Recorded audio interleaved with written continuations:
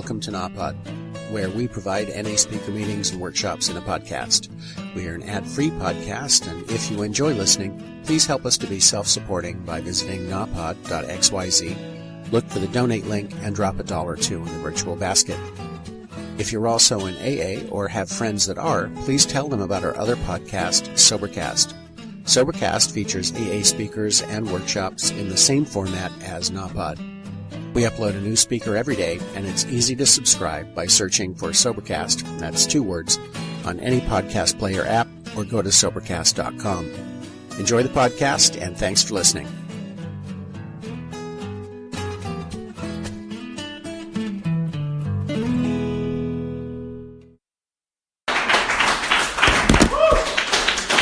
Thanks, family. I'm an addict named Paul. Hey, Paul. And you know, like, my personal recovery depends on NA unity, and I really need to practice some humility in my life. So I'd like to ask you guys, like, if you could get a minute, like, the only thing we have is, like, each other, right? Like, so if you could, like, turn to someone there next to you, just, like, tell them it's, like, great to see them, right? Right? It's good to see you. You know? Hey, John. How are you? Good to see you. Because see, Narcotics Anonymous is not all about me, right? And like good sponsorship teaches me a few things. How much I learn or take away or apply that is really up to me. It's a program of suggestion. 12 principles in our steps, 12 principles in our traditions. We won't get into any more. 24-hour program, 12 and 12, right? And that's how I stay clean, just for today. Now, what I was taught is we start with literature when we open up, because literature is the truth of Narcotics Anonymous. You don't have to hear my bullshit or my ego tell you all about what I did to get here, right? And this is what I picked. We did not choose to become addicts. We suffer from a disease that expresses itself in ways that are antisocial, make detection and diagnosis of treatment difficult. Our disease isolates us from people except for when getting, using, and finding ways and means to get more. Hostile, resentful, self-centeredness, self-seeking. We cut ourselves off from the outside world. Anything unfamiliar becomes alien and dangerous. Our world shrank to isolation became our life. Isolation became our life. We used in order to survive. It was the only way of life we knew. We used, we misused, we abused drugs, and we still not consider ourselves addicts. All through all this, we kept telling ourselves, I can handle it. And that's the fucking story of my life. I'm 43 years old. What do I do for a living? I fucking stay clean in Narcotics Anonymous. Because that's what comes first. Because I'll tell you, man, like I've been out there. Like my story includes jails. You know, for the newcomer in the room, like if you think we're here, right? It's a drug program. I hear everybody, we just want to share about recovery, right? There's no glory in drug use, right? But it was fun at first because it helped me deal with the ultimate problem of myself, right? My drug use started probably not until I was like 18, 19 years old. My disease started when I was probably 7, when I was sleeping with the male next door because he was abused and I didn't know my sexuality and I thought it was okay to suck him off, right? But I hid that, right? I hid that, and then that transcended over to have sexual relations with my cousins until we were 11. Even though society told me it was wrong, the disease of addiction made it right. And that's how the disease surfaced in my life. And then again, I went on to steal from places I worked prior to drug use. I loved women, right? Because I thought I might have been gay. So every girl that I could fix that sexuality in me. I didn't know who I was. I was confused. I could hold jobs together for 6-8 months. And then I found marijuana. Women love marijuana, got me in a social thing, and I got stoned. Next thing you know, I'm fronting fucking pounds of weed. I'm not paying people, and I just fight with them, and their debts were clean. And then it turned into cocaine, and it didn't kill me the first time like my 8th grade teacher told me it would. Right? I didn't have that. I didn't have the allergy that killed me, but I had the allergy that it talks about in our book, that when I add the substance to me, it kicks into obsession and compulsive behaviors, and I don't process it like everybody else. It took me fucking 20 more years to figure that out. 20 more years. In and out, man. Treatment facilities became my vacations, right? If you needed to escape the life I had with a baby's mama, right? Because I used drugs so much and was so codependent. A fucking 10-day treatment stay or 15, 20-day treatment stay was beautiful. There was new co-ed women. She weren't there, and she always produced for me, right? And I had a mama that loved me. Ooh, does my mama love me, right? And, this disease doesn't discriminate. And that's really the cycle of my life. Jails. Like, the first time I came into Narcotics Anonymous was like 15 years ago. And that was like before S, right? BS. Before Suboxone. Wasn't even designed yet. Right? We did have some methadone clinics. But I lived in Rutland, Vermont. And I never had a driver's license. Because, see, what the disease of addiction taught me is that no principles applied to me. Like, you guys needed to walk in the crosswalks. I did whatever the fuck I wanted, whenever the fuck I wanted. I'm from Vermont, I do what I want. Right? 43 fucking criminal convictions later, I've learned that I don't need to be so resentful towards these principles that are in effect. Right? It might not be spiritual sometimes, but they're principles. And if I need to be a productive member, like sometimes I get confused, right? Like, what's a productive member? Productive member pays taxes. So if I'm working for cash money, my sponsor tells me I'm not a productive member. Right? Because I'm not paying taxes, helping out my society I live in. That's just on me. Get a sponsor, ask him about it. Right? Sponsorship, man, sponsorship. I heard the message in Narcotics Anonymous, and I really just thought, like, you guys are crazy, you guys are lying, right? The coffee's good, you guys are still doing drugs somewhere, right? And it was cool. Like, if I had any structure in my life, like, if you put me in jail, the first time scary, and like some forced humility, right? We talk about, right? There's some forced humility when you have to come in and strip down all your street clothes till you're piss ass naked and you don't even take a fucking shower in gym class, right? And now you're staring up your rectum and you're coughing on the fucking floor, but I think it's okay because I forget the pain that the drugs brought me in to that treatment facility or into that fucking place, and I return to the drug every time seeking pleasure. If you can identify with that, Narcotics Anonymous has a way out. Right? And we are each other's eyes, ears, and ultimate weapons of recovery. This is nothing I did on my own. I hate to tell you, but I'm also a PR guy. That doesn't make me any more grandiose. That makes me be a little more responsible. So I can't go acting a fool out in public, especially when I'm sitting in a fucking meeting somewhere else in a societal spot, and they're just waiting for me to fuck up. Right? So, like, it makes that a little better for my personal recovery. But what I did learn is I get involved in their literature. See, I came to this fellowship, and I never read the literature. I would take your experiences, tell you that I lived a crazier, more twisted fucking life. If you've been through what I've been through, you never get clean. I already know my answers, and what the fuck are you doing here, Paul? Fact is we grow approximately 143 new members a month. Okay? Narcotics Anonymous. We are in 200 countries. I think we speak 63 languages. Guess what? Paul had nothing to do with that. But yet I want to come here and govern shit and think I'm living by spiritual principles. Narcotics Anonymous, people recovering on their own. It's recovered. It grows, man. And I can be part of that. The we, right? Like the first question on my step worksheet, right, said, what do you, that means me, Paul, the addict that's fucking robbed everything, locked up, broken needles in his arm, broken crack stems, can't hold a job for more than a year, and when I had a job for 20 days, I tell you, I knew how to do it better than you. I'm a better fucking businessman. I'm sorry you owned the place for 30 years. Right? That's the disease of addiction untreated. Right? And I come into these places, and what do I got to give to the weak? At that point, when I walk in the door, the only thing I got is to fucking stay clean, man, for that day. Right? Just come in broken, animal level instincts, fucking beat up again, man. Pair of socks that are worn out that my mom bought me on fucking commissary, and the cheap-ass commissary can't even buy socks with elastic in them anymore. Right? That's how bad jails have gotten. You know? But I can tell you this, man, my recovery, I've come in this time. You know, I don't know, man, it might not impress you. I got like 2 years, 11 months, 4 days, 100% abstinent, Narcotics Anonymous recovery. It might not impress you, but it impresses the fuck out of me. Yeah. It impresses the fuck out of my ex-PO. I've been off paper for a year and 1 month. I got a valid Vermont state driver's license with 4 DUIs. This is nothing I did, right? I've been fingerprinted for Narcotics Anonymous because I got involved in H&I.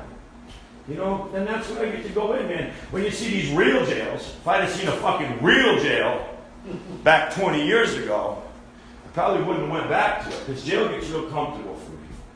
It's really comfortable, you know? But anyway, you know, like Narcotics Anonymous, man, getting involved, right? So, like, that's where I've been through, man. I'm tired, right? I'm tired. 43, and it's funny, right? Like, we were talking, like, and I still, like, I harm. Most of all, we harm others, and most of all, we harm ourselves. And I've done that. I've done that in my recovery, right? Like, unprotected sex with strangers is harming my fucking self. How much do I care about myself to have unprotected sex with strangers? Right? Thinking I'm living by spiritual principles, all to treat another symptom of the same disease. Right? And there's the thing, but we came here, it's a drug program. Man, Narcotics Anonymous is amazing. Like, I came in the door, they told me 90 meetings, 90 days. I came out of treatment. I was on the fence. Do I go on replacement medication? It sounds great. Oh my God, all right, fill out this form. 90 days, you're going to decide exactly what you're going to do. 90 times of going to this place before I could get a take-home med. I'm 240 pounds. I can't even walk 5 fucking feet. How am I going to make it 7 miles in the freezing cold? You're 100% abstinent for about 65 days, Paul. Let's try it, right? Let's try a new way of life. A new way of life. And I was fucking scared, right? I had robbed my mom. I had everybody, man. Slept with my best buddy's girlfriend for a while, and he's the only last support. He's on crazy fucking maintenance and take-home maintenance at that, and there's interweaves and all that shit that interweaves with addiction because I refuse to take personal responsibility for my own life. You get it, man? I was creating my own fucking problems, right? Like reality. And so I came into meetings and I really, really just wanted a place to meet women. I'm going to be honest. I needed a social place, right? I didn't want to use drugs no more. I already had some treatment, 17 of them. I could tell you all this shit, right? Easy does it, right? I used to carry a pocket sponsor in my pocket, right? So when guys with 20 years would share on a sip that we read, right? Because I'm here for like some fucking relief, not for effect. Like I'm sharing here to get some breakthrough for myself, and the only way I can do that is to be honest. And to show you the power of the disease of addiction without the use of drugs. Right? And so I would carry a pocket sponsor and I'd sit in the back and I'd hit the fucking button and man, there's some great shit in digital apps, man. And I can sound great. I got fucking 30 days sitting there sharing about shit people ain't even had that revelation for 20 years in their life. Right? Fucking millennials, right? And I'm not even a millennial. I'm too fucking old for that, so I gotta try to keep up with you guys. That's a whole other new way of life. Right? I'm just here to be honest, right? But the most is I didn't use, I went to meetings, and when the fucking meeting got over, I put my chair away. When I seen a piece of litter on the fucking floor, I picked it up instead of walk by it. I didn't go out to meeting and spit like I owned the place on the ground. Right? Because I was looking to earn some respect. Because at that point I got no self-respect. Right? And I need to do this by some actions. Right? And I show up and I got involved, man. I got involved. And I went to the other fellowship. I'm not going to lie. This ain't a war against whatever. Lives are at stake, man. Lives are at stake. Right. Lives are at stake with the disease of addiction. Right? So I embarked on a fucking journey. That's what it talks about. We embark. Embark, man. I started on a journey, broken, desperate, and not knowing who I was. No self-worth. No self-acceptance. I couldn't accept the fact that I gave 20 years of my life to a fucking substance of many different kinds. It failed me a million times, but yet I couldn't accept the fact that I had an allergy to that drug and that I could never use successfully. was always a reservation in the back of my mind, like I was going to go on a tropical vacation or a wedding someday, and I'm getting fucked up because none of you motherfuckers are there. Right? You know? But I didn't use. I didn't get a sponsor because I know everything. What do I want from you guys? And you know what I did when I went to the other places? People had long time together. And they also didn't probably use like I did. And they were able to save some money, and they were responsible, and they were driving nice vehicles, and I had no self-worth, and it didn't feel I would ever add up to what they had. And it really put more shame on myself than anything. But those people were nice. They were nice to me. Right? They wanted me to fucking speak all over. I thought I was like Mr. Recovery at 90 days. Until I got my heart broke. Right? Heart broke. And I realized I couldn't control people. So why become so attached? Right at that point. I mean, I don't know why people wouldn't want to date me. I was living in a homeless prevention shelter. I was on fucking furlough, but I was clean. I think I had like 2 pairs of jeans that I got from the mission, 6 new pair of socks, and an EBT card, and a fucking cigarette machine. Now, I didn't know why nobody didn't want to date me, right? And I was even chubby, and I'm still a little chubby, and I'm okay with that, right? But anyway, you know, and I had hepatitis C that I was trying to fucking keep on the DL, right? You know? And Jim, 30 years in, Ron.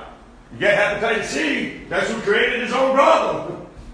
Spent fucking 3 years trying to figure out who gave it to me rather than the year trying to figure out how to treat it. Right? Tell me I'm not an addict, man, right? Literally, 3 fucking years in these treatment centers going, had to come from this guy on that date with the plant water and the mud puddle and nothing to do with the blood on the inside of my North Face fucking coat that I just stole off of the fucking ski rats place in Manchester. But I'll sell it tomorrow for a 50 piece. Because that's what my life was. But I came, right, and I went to some meetings and I got involved. Coffee maker position is the best service position I ever had in my life. If you get a service position, man, coffee making position is the best. Because I get to meet people, and I get to greet people, and I get to make coffee. And if you're like me, like, you could never be responsible. Like, I had this illusion in my mind that I was this responsible guy, the best parent, right? The best parent, the best son, right? And none of them talk to me, but I'm the best at it, and I'm the best coffee maker. And it kept my fucking focus, man, on making coffee. And what that did is it got me there early. And I got to share with some people who got there early about recovery. Not about that my life's a fucking mess and my baby's mama won't let me have visitation, right? They shared with me the principles of Narcotics Anonymous.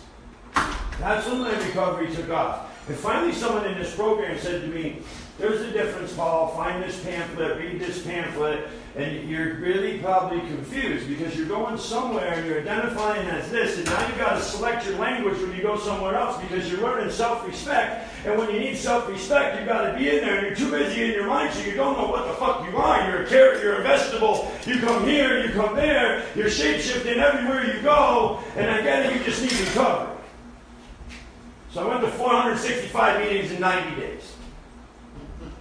Nothing else to do. Just fucking sitting at home and people had cigarettes and coffee and there was women. Right? And I came back to this home group. There was 5 core members. They all had black hoodies on. They wouldn't let you in and even talk to you. And it wasn't the Narcotics Anonymous I left 7 years prior to that. Right? Like the Narcotics Anonymous that gave me a 1-year take when I was on replacement medication. The Narcotics Anonymous that always sat there and listened to me whine and say that, you know, my job sucks, my parents hate me, and just loved me and told me to keep coming back. Right? It wasn't that anymore. It became this rigid, fucking controlling, shut down. If you were a female, you got to ride to meetings. Unfortunately, the Spirit put on me the power to stay clean. Just for today, it got me involved in literature, and my personality is so fucking overwhelming that they had no choice but to bring me.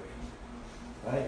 And someone of the opposite sex, actually, was the one who picked me up. She had a boyfriend at the time. It's like funny, I know so many people in this room. That's what we build, is like relationships. That's what my recovery is about. I can tell you a little bit about everybody's life. Like this is what it's about for me. And that's the problem, man. Like I give people breaks, but I don't give myself a break. Right? I'd rather make sure you got and I go without, just so you got. Right? So they got involved in Narcotics Anonymous. Since then, those people have gone out. One's still around. Two of them are sitting here tonight. Actually stole a mattress in recovery on the vehicle of one of them's car. Still have it today. Moved it today. Beautiful mattress. Didn't really steal it, but it really weren't right? Like I stole 6 months into my recovery until finally someone had the fucking guts to say to me. You see, like, we are each other's eyes and ears. And I don't get no better if you ain't calling me on my shit. And sometimes I feel that my personality is so dominant, you fuckers are offended to call me on my shit. And I can't get no better. So I share with you my disease. You share back with me your disease, and we're not recovered in the fellowship of Narcotics Anonymous. Even right and separate. Right? The process of the steps are beautiful. I'm not a huge step writer. Okay? But I do read our book, man. I found this book, and on it says there's many books written about the disease of addiction. But there's very few written about the natures of recovery. So give yourself a fucking break and read it! And if you're like me, man, reading is horrible. It's fucking horrible. Listen, it makes me feel like a failure. Makes me feel shameful. Let alone trying to spell a word, right? If it ain't like Big Red Barn, I can't write something bigger than that. Like if it's a shop manual and it said, it's a 2017 Beamer, please torque the head nuts on a back reverse rotation, this 3/4 of a fucking turn at 241 foot-pounds, I can break all that down for you and I got it. I got it down. You know what I'm saying? But when it comes to adjectives and art formation, the cool thing is Narcotics Anonymous basic text is written at 8th grade education level. And then when I heard speaker tapes that taught people how to read and write just by going through this book, that's the power of what this program is about, right? Because sometimes I take advantage of that because I'm like the spoiled fucking brat here in Rutland, Vermont, thinking I know it all, right? And I forget about that. You know, so I just kept coming, man. Someone dragged me to area service. I went to area service. And what I found is a lot of people like to control things. But you know what I found?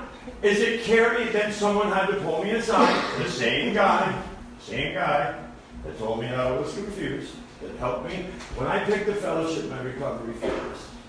I was in a homeless prevention center, sitting in this group, and my roommate OD'd, and I got a text message. But I was sitting here. Like, I was still acting fucking the fool, but I wasn't using drugs and accumulating clean time. And I was showing up at meetings, I was making coffee, I was getting involved, man. It's like so good to see people. Because man, when you're like out there like walking Rutland, you see somebody that you've seen in a meeting, just for that minute, whether they're fucked up, not fucked up, who knows fucked up, it's just nice to see them because you know they're in the recovery process. Because the rest of the world seems angry and hostile. So I got involved in some step work, right? And then and I got into our book and I started reading. And like that's when my recovery really started to take off. I got an understanding that I suffered from a disease, not a moral failure. It wasn't that my mom did wrong, I was born with bad genes, it wasn't that I made poor choice, right? I got a disease. It can be treated with 12 spiritual principles. Through sponsorship, it's really important to get a sponsor. It's more important to actually use the sponsor. But you know what I found is I build relationships in here. And I share intimate with like everybody sometimes. Sometimes a little too fucking intimate. If you know me, it's a fucking dangerous thing. Like I'm a Gemini, and sometimes I get a little too intimate with that shit. Right? And I came, in the first step, and then I forgot, I thought I was treating the drug. But I put the drug down, and like I said, I stole for 6 months. So someone said, you're just stealing ridiculous, stupid shit like energy drinks and candy bars, and you got fucking $300-400 in your pocket. Why are you doing this? What are you going to do when you get hemmed up? And they bang you, and you're on fucking furlough, and you're locked back in jail. Right? So Like 6 months in, I stopped stealing, but I refused to do corrections programming. They put me back in jail clean for 14 days. And it was all right because there was no detox. It was all right going in, but coming out sucked because it didn't happen as fast as I wanted it. Right? There was a person in here that helped me out, had connections in the other fellowship. They were bringing in meetings, they were getting me literature, and I had all this free time. And I was like really reading the literature and like trying to internalize it in this embarked journey that I started on. And then I got out of there and I said, that's it, man. That's it, right?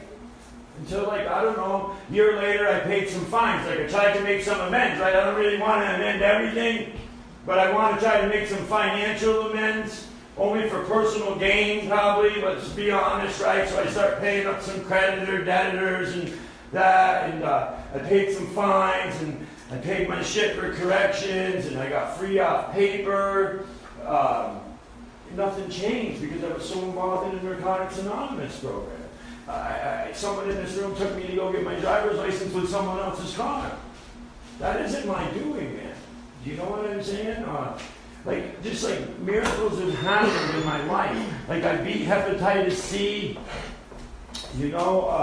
Hep C free, I don't know, 7, 8 months, 9 months now, with vigorous blood tests. So like whatever you're going through, man. Like my son's back in my life. I got a college education. The guy that only can write like Big Red Barn got an associate's degree. Right? So my mom that's never saw me graduate high school got to watch me as she's dying of cancer to the thing. And the sad part is I didn't enjoy it because I didn't feel worthy of it. Right? Like it really starts with like our self-acceptance IP. If you're here in treatment, these are free. And our fellowship, we covered off these for like 20 years prior to having our basic text. And this IP talks about like, the problem is I can't accept me for me. And some days I suffer from that. Right? That's like, it's like if you're here today and you're going through anything, you can do it without the use of drugs. Right?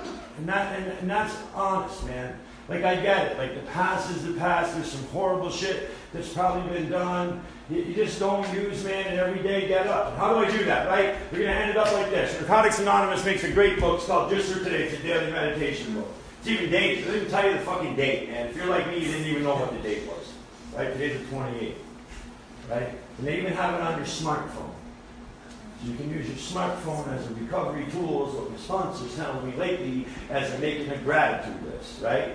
Then I get there, right, and I get involved. And we have a step working guide. It's not out. There's probably one in there. We could have sold them all right here, right? And in this, see, because no one ever told me this. We hear all these people talk about step work, and they didn't tell me that I should go to this book, read it, read the prefix, get a pad of paper, put the date on the top, because my perception is going to change when I look back.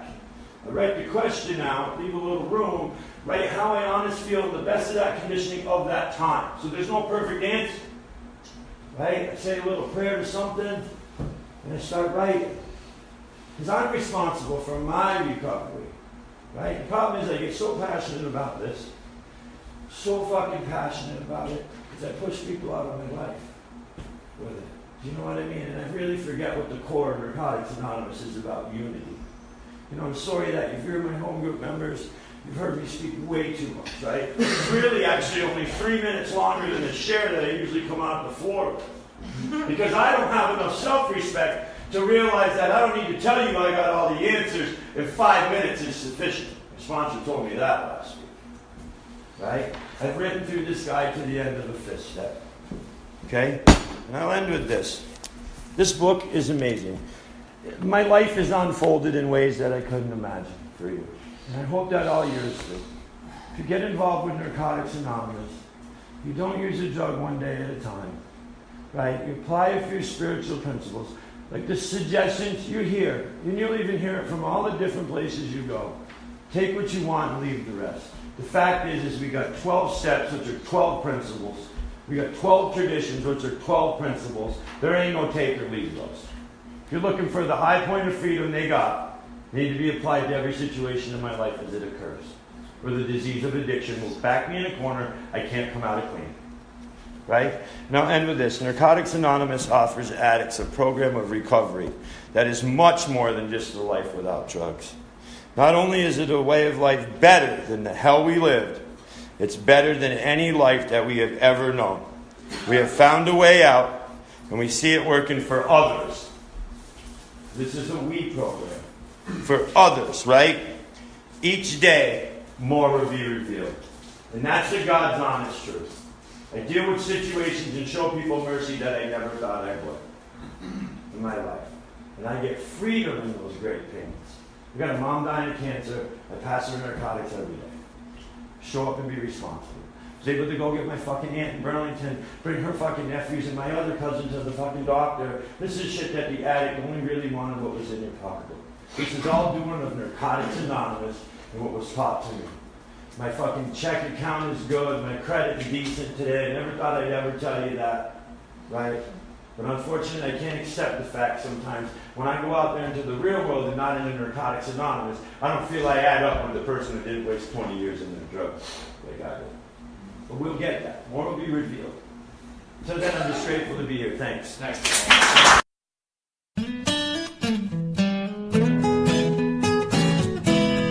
Thank you for listening. I hope you enjoyed the podcast. Please help us improve our ranking so others can find us by putting a review on Stitcher, iTunes, or your favorite podcast index. Nawpod is ad-free thanks to the folks supporting the show with $1 more per month. If you enjoy listening, you can join them by going to nawpod.xyz and looking for the donate link. Thank you for listening. Have a great day.